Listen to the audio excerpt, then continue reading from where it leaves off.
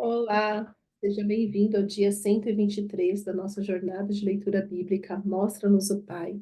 Estamos hoje encerrando o livro de Atos, com o capítulo 27 e 28. E eu quero meditar aqui com vocês, está no capítulo 28, que diz o seguinte: Uma vez em terra, descobrimos que a ilha se chamava Malta. Os habitantes da ilha mostraram extraordinária bondade para conosco. Fizeram uma fogueira e receberam bem a todos nós, pois estava chovendo e fazia frio. Paulo ajuntou um monte de gravetos, quando os colocava no fogo, uma víbora, fugindo do calor, prendeu-se à sua mão. Quando os habitantes da ilha viram a cobra agarrada na mão de Paulo, Paulo disseram uns aos outros: Certamente este homem é assassino, pois tendo escapado do mar, a justiça não lhe permite viver. É interessante que na Bíblia a justiça está com letra maiúscula. Ou seja, né, eles estavam realmente mencionando um Deus, né? Um Deus de letra minúscula, um deusinho, um ídolo, não o Senhor dos Senhores. É, verso 5. Mas Paulo, sacudindo a cobra no fogo, não sofreu mal nenhum.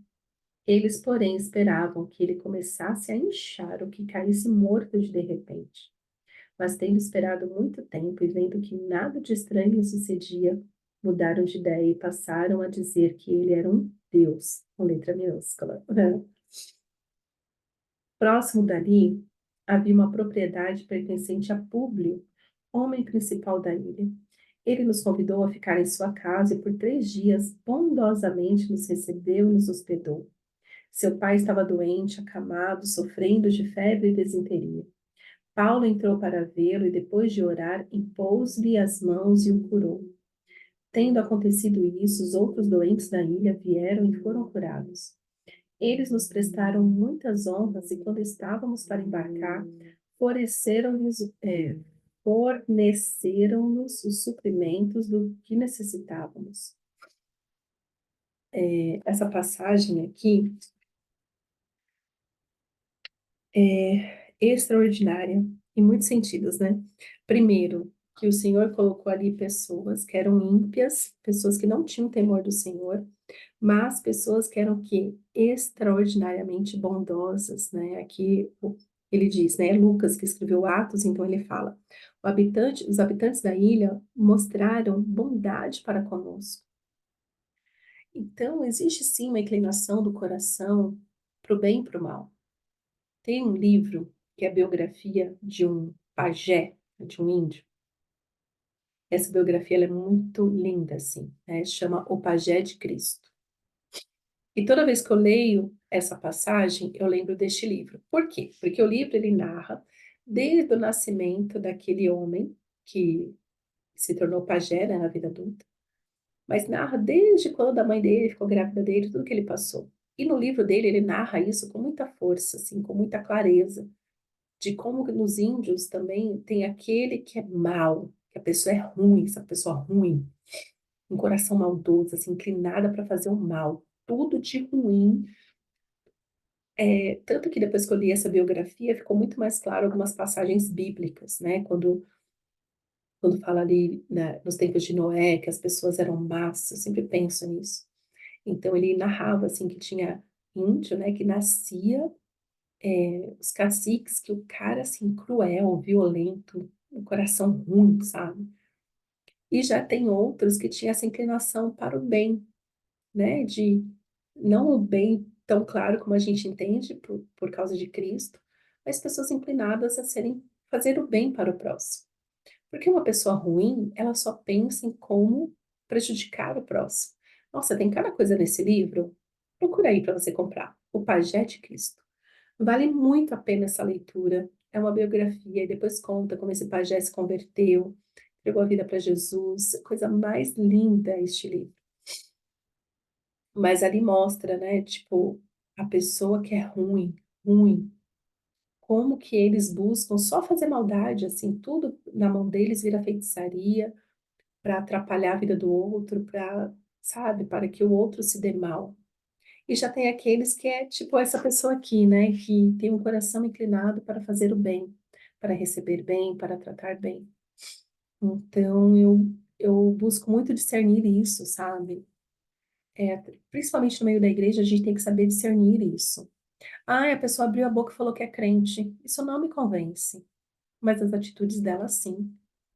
Porque tem pessoas que abrem a boca para dizer que é crente, mas a atitude dela mostra que ela só quer fazer o mal para o próximo, semear discórdia, fazer fofoca, entendeu? E não foi para isso que o Senhor nos chamou. Então, nem todo mundo que está dentro da igreja é bonzinho, pelo contrário, tem gente ali para praticar maldade. Eu já conheci gente assim, gente maldosa, gente ruim, ruim mesmo. E tá ali sorrindo, falando, ai, mas Deus é bom, mas está semeando discórdia, está fazendo fofoca, está jogando um contra o outro. Ruim mesmo, sabe? Isso é ruindade. Mas enfim, né? E lá eles estavam observando, aí Paulo é mordido por uma víbora, cobra venenosa. E todo mundo fica na expectativa que Paulo vai morrer. E Paulo de boas, assim, ó, expulsa a víbora e vida que segue. Tipo, nem ficou desesperado, não saiu correndo. Não, ele, foi nada não. Foi equivalente a uma picada de um pernilongo. É. E ali, porque ele não morreu, porque nada aconteceu com ele, eles começaram a achar que Paulo era um deus, ou seja, ele é diferenciado. É. Mas eu fico pensando nisso, falo, uau, chegar neste nível de Paulo, de não que as pessoas acham que eu sou algum tipo de Deus, mas de ser tão protegida pelo Senhor que nada me abala, nenhuma cobra que aparece do nada e morde minha mão. Não, Senhor, eu não quero uma cobra que aparece do nada, mas você entendeu. É, é importante, né, a gente ter essa postura, mas qual que era a diferença de Paulo? Comunhão com o Senhor. E quanto mais você anda com Jesus, mais parecido com ele você se torna. Então aqui as pessoas acharam que ele era um Deus, quando na verdade ele estava o quê? Parecido com Cristo. E o que Cristo fazia? Cristo era inabalável, inabalável, expulsava os demônios, curava os enfermos. Paulo era igualzinho a Jesus, não idêntico, mas bem semelhante a Jesus. Por isso que eu falo que eu quero ser como Paulo, assim, andar tanto com Jesus, que eu começo a ter as mesmas atitudes de Cristo. E e fazer as mesmas coisas que Cristo fazia. E isso fazer a diferença na vida das pessoas. Por que que eu falo isso? Porque continuando aqui a leitura, no verso 8 fala, né, que quando ele foi para a casa de Públio, o pai estava doente, acamado e sofrendo. Ué, Paulo entrou para vê-lo e depois de orar, impôs-lhe as mãos e o curou. Simples assim, que era exatamente o que Jesus fazia. Então, que sejamos mais parecidos com Cristo. Orar, impor as mãos, curar os enfermos. Isso é para nós nos dias de hoje.